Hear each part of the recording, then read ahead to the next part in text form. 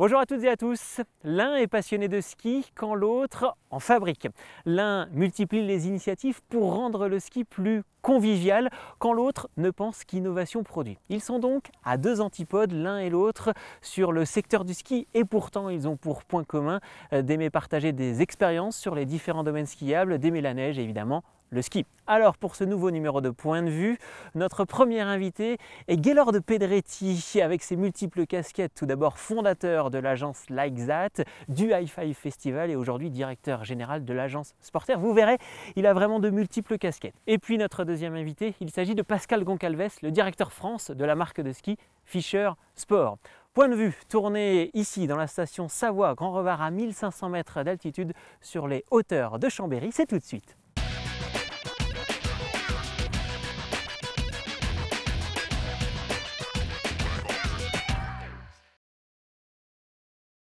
Il est un touche-à-tout et fourmille d'idées, passionné de ski depuis son plus jeune âge où il a commencé finalement à monter des événements du côté de Serre-Chevalier, sa station. Aujourd'hui, il est l'un des personnages qui compte dans le milieu du ski. Nous recevons aujourd'hui Gaylord Pedretti. Bonjour. Bonjour. Merci d'être présent pour cette émission Point de vue, tournée ici dans la station du Grand Revard. On est en pleine nature, une très belle petite station mais très jolie. Difficile de vous présenter tellement vous, Gaylord Pedretti, vous êtes véritablement une espèce de touche-à-tout. Vous savez à peu près tout faire et tout a commencé quoi, dans les années 2000 pour vous? Ouais, en fait, il y a 20 ans. Et en 99, j'ai monté mon premier événement à Serre-Chevalier parce que je trouvais qu'il ne se passait pas grand-chose dans ma station. Au lieu de me plaindre, je me suis dit, s'il ne se passe pas grand-chose, faisons qu'il se passe quelque chose. Et ça a été un peu l'élément déclencheur. Je ne savais pas du tout dans quoi je m'engageais. Et d'ailleurs, j'ai toujours pas l'impression d'avoir un métier. Et j'essaye justement de garder cette passion et d'être comme là, toujours les pieds dans la neige et près de la montagne. Et c'est ça qui me rend le plus heureux. Mais votre truc, c'est vraiment de monter des événements, monter des coups? Ouais, j'adore l'événementiel, en fait, j'aime l'événementiel, la communication, le marketing et les histoires, le storytelling ou même l'écriture, lire des livres. Et en fait, je trouve que l'événementiel, c'est justement savoir bien tisser une histoire en plusieurs chapitres avec des personnages et des thématiques. Et j'ai trouvé vraiment un truc qui me passionne parce qu'en plus, c'est une routine mais qui n'a pas de routine. Tous les jours, c'est différent. Le marché évolue énormément, la montagne évolue, le public, les attentes évoluent. Donc j'arrive à me dire qu'en 20 ans, j'ai l'impression de faire jamais la même chose. Donc Serre-Chevalier dans les années 99-2000, un premier événement quoi dans la boutique de votre père?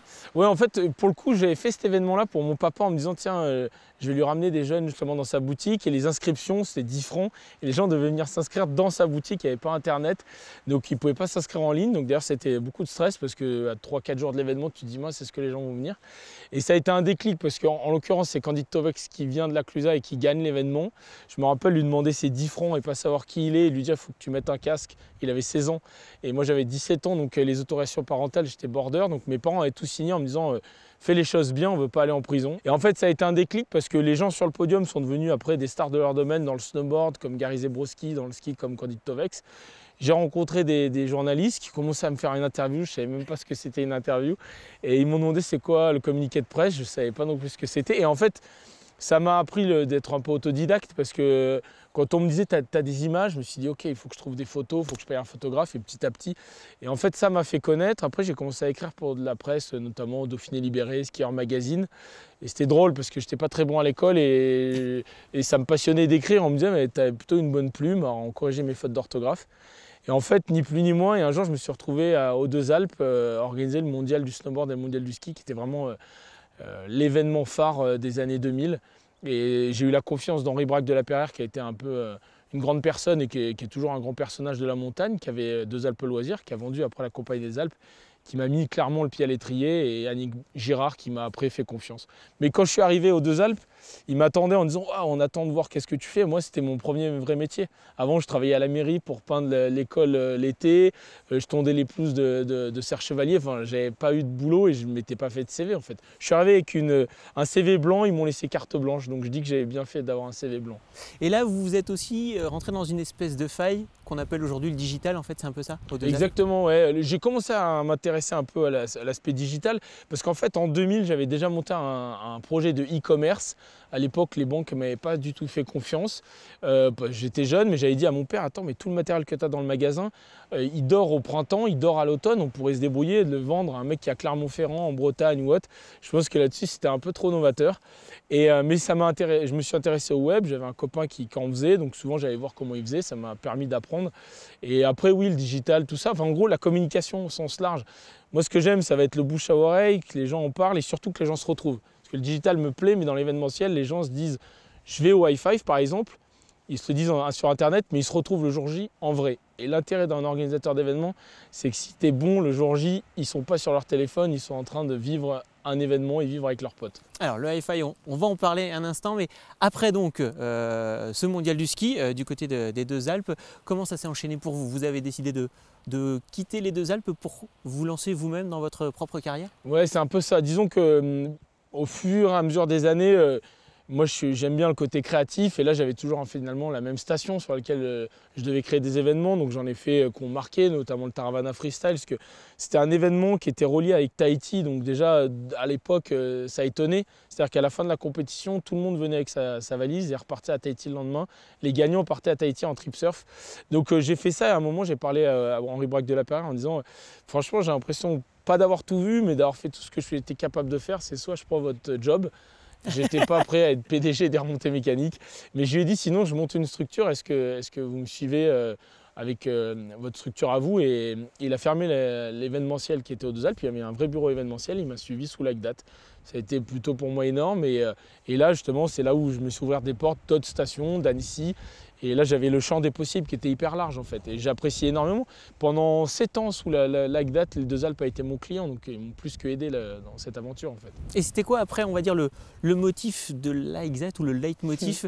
C'est quoi? C'est d'organiser des salons, d'organiser des moments d'exposition, de rencontres. Qu'est-ce qui vous faisait vivre à la base en fait, l'idée de départ de Like That? En fait déjà ce qui me fait vivre c'est la liberté, donc je m'étais dit si je monte ma boîte je vais être libre, même si on bosse beaucoup plus on se sent libre parce qu'on accepte les contrats qu'on veut, donc ça paraît hyper utopiste mais c'est vrai. Après moi ce que je voulais c'était, j'avais promis à mes parents, j'ai pas été bon en ski alpin, j'en ai fait en compète, j'ai beaucoup appris, mais je voulais en fait vivre dans le milieu et me faire une place dans l'industrie du ski, donc j'ai trouvé l'événementiel comme le meilleur finalement moyen de me faire une place dans l'industrie du ski. J'ai beaucoup côtoyé des champions, que ce soit de freestyle ou de l'alpin, et de me dire attends, il y a un manque, c'est ça. Et c'était finalement d'écouter ce que les stations avaient besoin, ce que l'industrie avait besoin, ce que les champions avaient besoin et le public. Et en fait de faire un petit peu un pot commun et de dire tiens, c'est l'événement qui peut manquer en fait. Donc j'ai toujours essayé de faire ce que personne n'avait pas fait pour pas prendre la place de quelqu'un, mais plutôt me mettre à une place où en fait le terrain était vague et vide. Le High Five c'est le meilleur exemple et il y en a d'autres. Mais moi à l'époque c'était ça et vraiment l'événementiel ça me passionne, je sais pas comment l'expliquer mais c'est assez intense parce que tu prépares un événement 1 an avant voire 2 ans avant où il n'y a rien et en fait tu dois en faire un rendez-vous après. Donc ça veut dire qu'au tout début tu n'as même pas les pièces du Lego mais tu imagines déjà comment sera ton Lego et tu dois monter tes briques et avoir la confiance de partenaires, des institutionnels qui te donnent l'autorisation de faire ton événement et du public qui vient parce que ça reste du business et j'ai des équipes avec moi et il faut que la rêverie c'est bien mais il faut qu'il y ait du réel et puis il faut arriver à payer les factures de tout le monde, payer ses salariés et vivre de sa passion. En 2014, création donc du High Five par l'agence Like That. C'était quoi cette nouvelle grande idée? Disons que de 2010 à 2013, on a organisé un festival qui s'appelait l'IF3. J'avais acheté la licence au Canada, j'avais été voir cet événement là-bas. C'est une ancienne stagiaire en fait, Lily, qui était québécoise et qui m'avait dit en 2009, viens voir, il y a un festival de Cannes de ski, viens-t'en, c'est débile. Et j'avais été voir, j'avais trouvé ça super original. Et plutôt que l'inventer, je m'étais organisé avec l'organisateur pour payer un droit de licence.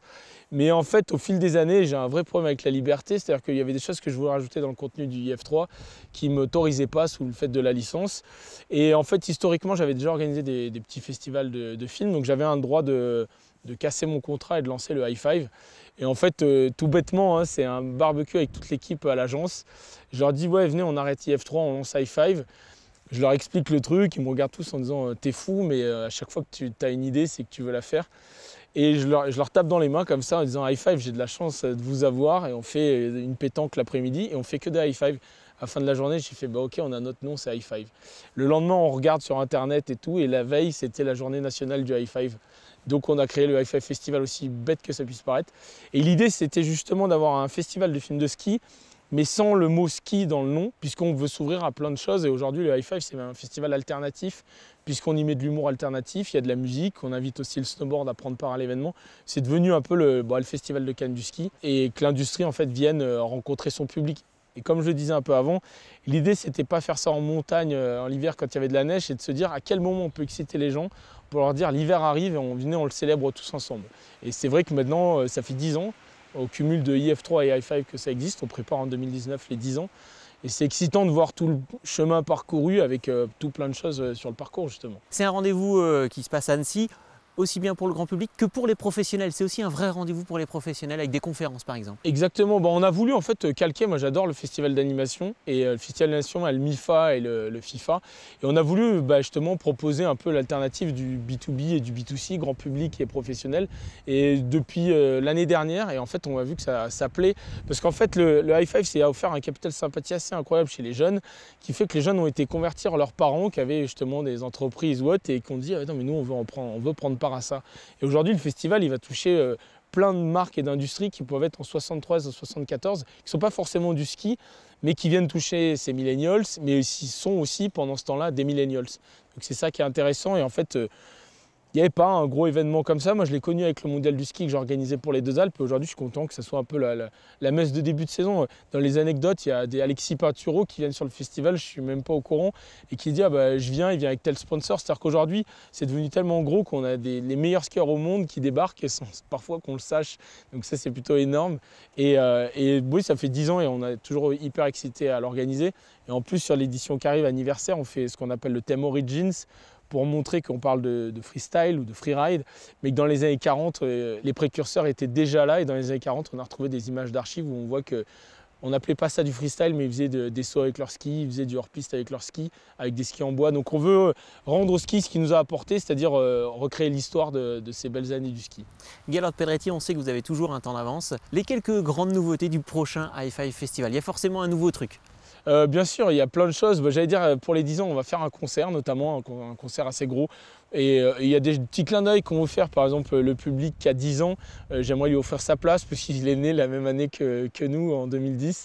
Il y a toujours des conférences, des masterclass, parce que justement, ça me tient à cœur, parce que moi, j'ai des gens qui m'ont appris ce métier, qui m'ont rendu plein de choses. Donc aujourd'hui, c'est pas parce qu'il y a de l'entertainment, qu'il y a des films, etc., qu'on n'est pas là aussi pour montrer les métiers qui peuvent être de l'image, la photo, la vidéo. J'allais dire, le contenu qu'on connaît du High Five grandit.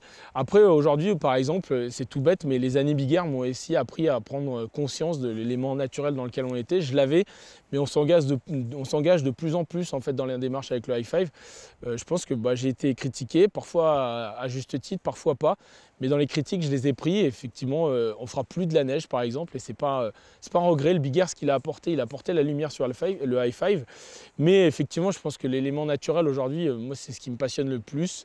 Et je veux le conserver, donc je veux qu'il y ait de l'engagement. Et en fait, depuis l'année dernière, on s'engage avec des associations. Et on veut s'engager encore plus. Moi, à l'agence, j'ai David qui m'a énormément appris sur ce volet-là. Et en fait, ce qu'on veut, c'est que le High Five, clairement, reste l'événement de début de saison, l'événement fort qui réunit l'industrie au sens large.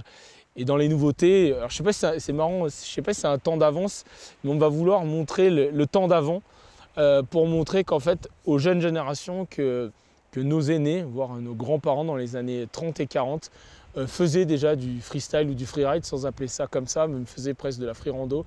Et surtout, en fait, c'est redonner de l'essence au ski amusement et plaisir en fait. Donc en fait ce qui est bien c'est qu'on a les meilleurs skieurs au monde ultra titrés qui viennent comme Perrine Lafont l'année dernière, mais quand ils viennent sans leur médaille et ils viennent parfois voir des films de ski de skieurs qui ont choisi des carrières qui sont un peu atypiques puisqu'ils choisissent comme maintenant Candide Tovex de vivre de l'image et c'est ça qui est bien et on va essayer d'avoir un parrain fou.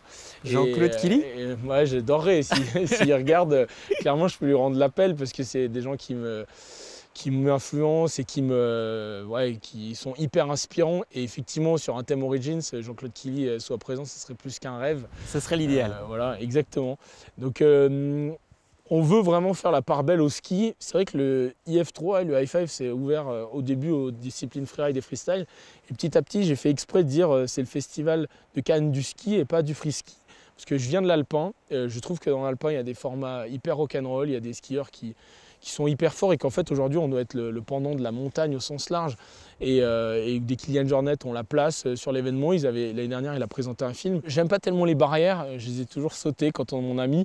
Donc je veux pas que le high five s'enferme derrière des barrières et je veux que justement quelqu'un qui a une bonne idée, j'ai par exemple une championne d'escalade qui me dit moi j'ai un super projet, pourquoi cet événement, ce film, il n'aurait pas sa place au high five en fait. Donc le high five, c'est un peu il peut évoluer là où on ne l'attend pas et d'ailleurs il évoluera là où on ne l'attendra pas, ça c'est sûr. Donc le high five 2019, les dates, on les connaît déjà? Alors on les connaît, je ne sais pas si je les ai en tête, je crois que c'est 4, 5, 6 octobre, en tout cas c'est le premier week-end d'octobre. Ça permet de dire que si j'ai un temps d'avance, je suis souvent en retard et pas très bon sur les horaires, mais j'ai une équipe qui est formidable et qui justement, c'est ça à ma place. Et d'ailleurs j'aime bien le dire, c'est que si le high five en est là, c'est qu'aujourd'hui sur un festival comme ça, on est plus de 50 à bosser. Souvent moi je suis devant la lumière, mais dans l'ombre, il y a vraiment des gens qui me permettent de mettre en lumière et que ce festival aussi prenne la lumière. Et justement, pour conclure, il nous reste très peu de temps, mais finalement, Gaylord Pedretti, alors, vous avez créé l'agence Like That, agence qui a été rachetée par Sporter, elle-même dans un groupe. Vous êtes où maintenant exactement? Vous nous faites un petit peu, alors non pas un organigramme, mais vous êtes où? Vous êtes dans Like That, vous êtes dans Sporter, vous êtes du quoi? coup, l'anecdote drôle, c'est qu'effectivement, j'ai rencontré la présidente de Sporter et surtout d'Eurovet, un assez gros groupe. Et en fait, le jour où j'ai rendez-vous avec elle, j'étais en retard, elle était aussi, donc on était à l'heure. Et Like That fait partie du groupe aujourd'hui Eurovet, qui fait partie, lui, du groupe Comexposium, qui est pour le coup le numéro 3 mondial. Moi, je suis toujours patron et papa de Like That, directeur général de Sporter et Like That. Quand on me dit là où tu es, la chance que j'ai, c'est que je n'ai pas eu à me déplacer. C'est-à-dire qu'en fait, les deux entreprises sont là où j'étais historiquement avec Like That. On a juste agrandi les bureaux et fait des bureaux plus grands et sympas. Et les deux équipes sont réunies là. Et aujourd'hui, je dirige Sporter et Like That. Et je garde cette liberté parce que c'était un peu la condition sine qua non de tout ça. Donc même en étant avec un groupe, je garde mon champ d'action et j'apprécie énormément ça parce que pour moi, dans l'événementiel, cette liberté, cette envie de bousculer les montagnes, elle doit rester. Et je remercie le groupe parce que finalement, il y a peu de choses qui changent, si ce n'est qu'on peut aujourd'hui aller bousculer le champ des possibles aussi dans les salons B2B. Parce que Sporter était très dans les salons B2B. Sport achat, exactement. Et tous les événements comme Sport Achat, ASAP. Et j'avais envie, après avoir fait plein de choses dans le B2C, de me confronter à un nouveau truc, le B2B. Et j'aime bien les challenges et ça en est un vrai nouveau. Mais je conserve toujours ma passion et toujours l'envie d'être au plus près de la montagne. Et toujours, on l'a dit, les pieds dans la neige. Merci à vous, Gaylord Pedretti. On rappelle que vous êtes le fondateur de l'agence Like That et directeur de l'agence Sporter, elle-même issue du groupe Eurovet. Merci à vous, Gaylord Pedretti. Ski de fond, ski alpin, ski de randonnée et même pour certains, ski de saut à ski. Cette marque de ski est présente sur tous les segments, véritablement. Elle est présente avec son emblème assez reconnaissable, un triangle très souvent en jaune sur un fond noir. Vous l'avez reconnu, je parle évidemment de la marque de ski Fischer. Nous recevons le directeur France de cette marque. Bonjour Pascal Goncalves. Bonjour. Merci de participer à notre émission Point de vue. Nous sommes toujours ici dans la station de Savoie-Grand-Revard.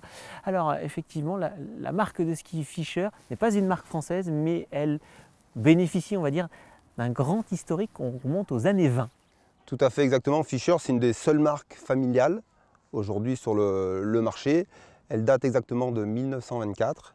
Elle a été créée par M. Joseph Fischer et on va fêter cette année les 95 ans d'existence. Quand vous dites marque familiale, elle est encore dirigée par la famille Fischer? Tout à fait. Elle est dirigée par la famille Fischer.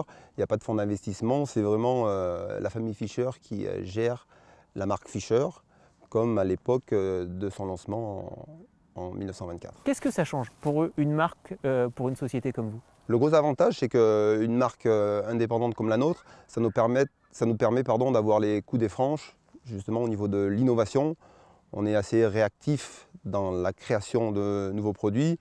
Et ce qui est intéressant aussi avec Fischer, c'est qu'on est une marque essentiellement centrée sur le sport d'hiver. D'accord ? On fait partie des leaders sur les équipements de sport d'hiver. Nous sommes présents donc sur le ski alpin, sur le ski de fond et sur le hockey avec la marque Fischer. Ah oui, il y a aussi le hockey sur glace. Tout à fait. Et nous n'avons aucune velléité de développer des produits pour l'été. Donc nous, notre fonds de commerce et notre histoire restent sur l'hiver. Fabrication de ski, en plus au cœur de l'Autriche, dans le lieu, dans le pays du ski, c'est ça? Dans le fief, tout à fait. On est à Ried im Innkreis, qui est un petit village situé à côté de Salzbourg. Et on a donc des usines qui sont positionnées au centre du village, hein, les usines historiques. Et on a un deuxième site de production qui est basé en Ukraine. C'est quoi la taille de l'entreprise Fischer au niveau mondial et après au niveau France? Vous êtes le représentant France. Oui, au niveau mondial, il y a à peu près 1500 employés, en comptant les filiales, les employés de toutes les strates.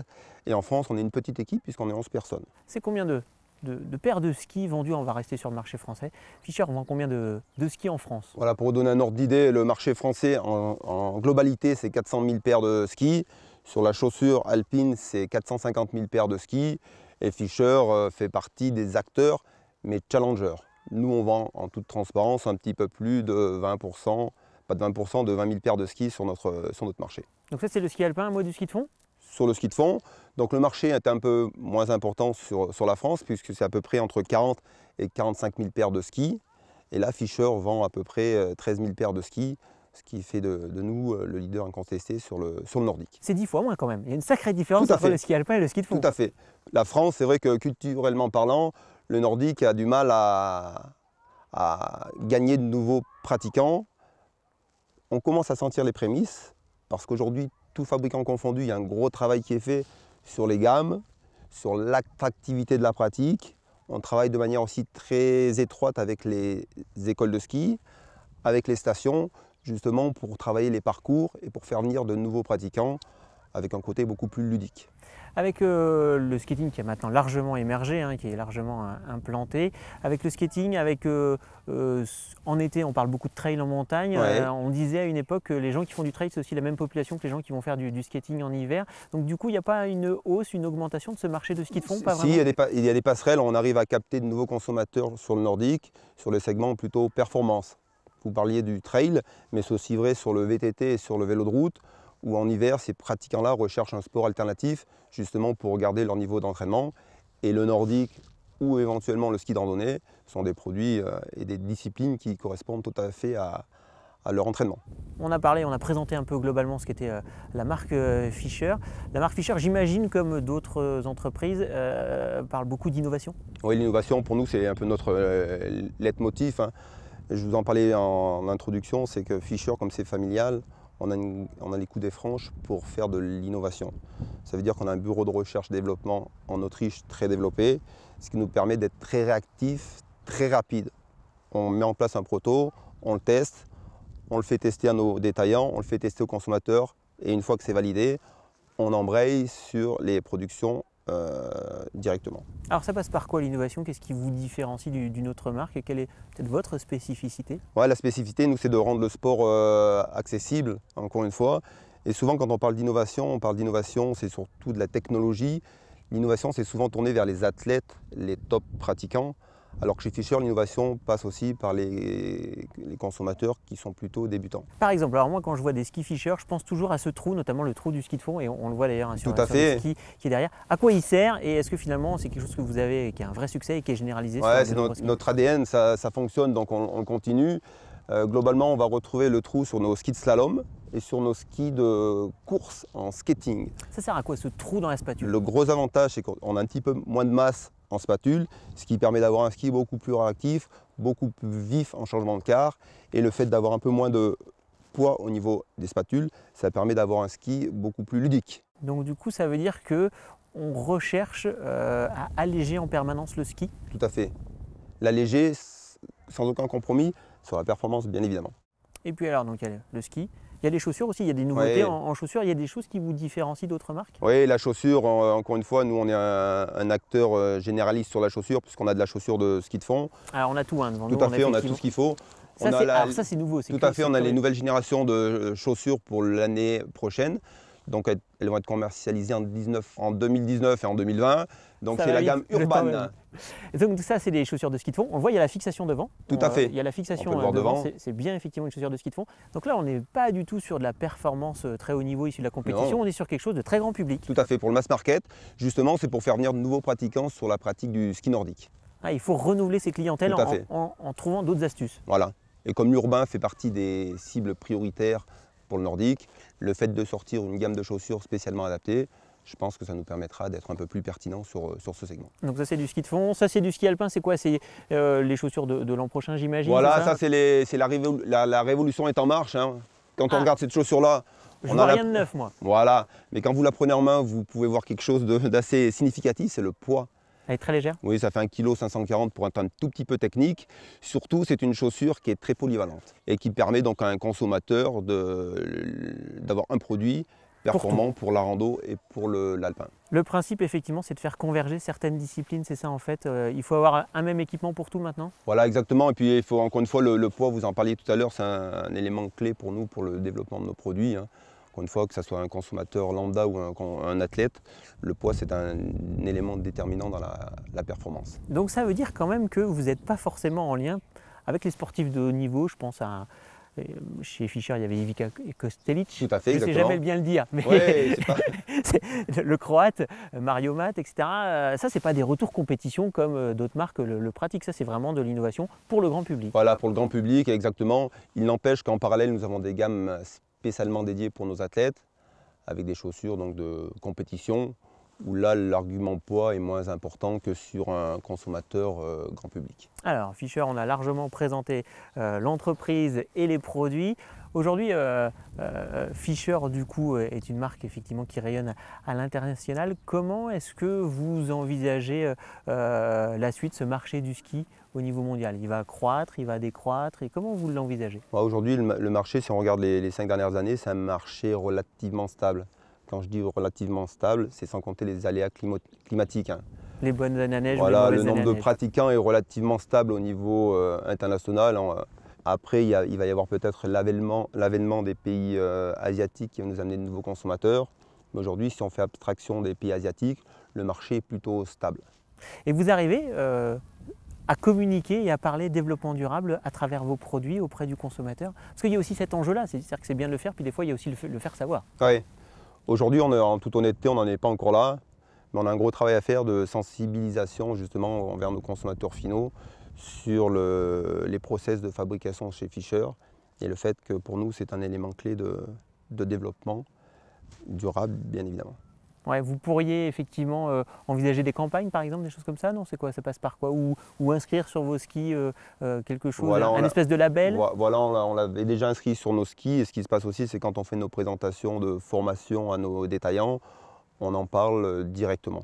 Mais par contre, ce n'est pas encore estampillé sur tous les produits. Bon, pour terminer, Pascal Goncalves, un mot de diversification. On l'a dit tout au début, vous faites aussi des patins de hockey, hein, évidemment. On ne fait pas exactement des patins, on fait des crosses de hockey. Des crosses de hockey, Tout à fait. Parce que nous, initialement, comme je vous l'expliquais, Joseph Fischer, il travaille dans le bois au départ. Donc ça reste le travail du bois. Voilà, le travail du bois. Il s'est très rapidement développé sur le composite et le carbone.